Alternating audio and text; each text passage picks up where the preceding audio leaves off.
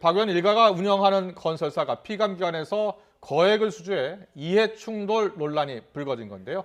박덕흠 의원이 기자회견을 열고 결백을 주장했습니다. 피감기관에서 수주한 공사는 대부분 공개 입찰을 거쳤고 그 과정에서 외압이나 청탁은 전혀 없었다고 반박했습니다. 취재기자 연결합니다. 송재인 기자.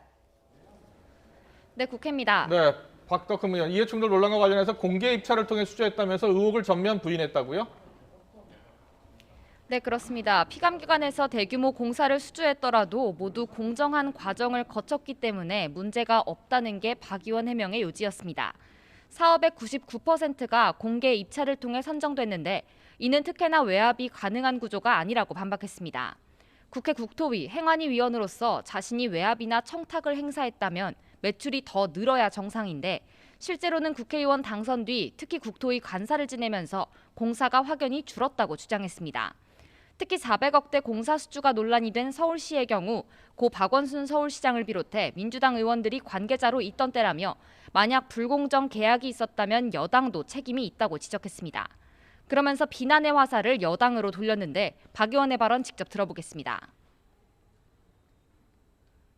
여당 의원님들이 막연한 의혹을 반복적으로 제기하여 공격하는 그런 행태는 여당발 이슈를 어떻게든 물타기 해보려는 정치 공세라는 생각을 지울 수가 없기 때문에 매우 유감스럽다는 말씀을 드립니다.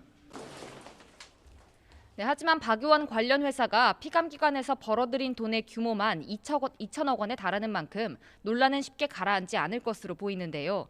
민주당은 박 의원의 이해충돌 소지는 다분하다며 사퇴를 압박하고 있는 가운데 국민의힘도 박 의원에 대한 긴급 진상조사 특위를 구성하고 자체 규명에 나섰습니다. 네, 민주당도 개별 의원들의 논란으로 곤혹스러운 건 마찬가지입니다. 이스타항공 창업주 이상직 의원에 대한 징계는 언제쯤 결정됩니까? 네, 늦어도 추석 전, 이르면 이번 주 후반 결론이 나올 것으로 보입니다.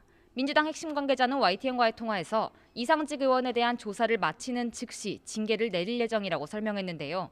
당내에선 이 의원에 대한 제명이 불가피하다는 의견이 지배적입니다. 이스타항공 대량 해고 사태와 250억 원대에 달하는 임금체불이 민주당의 노동정책과 정면으로 맞선다는 겁니다.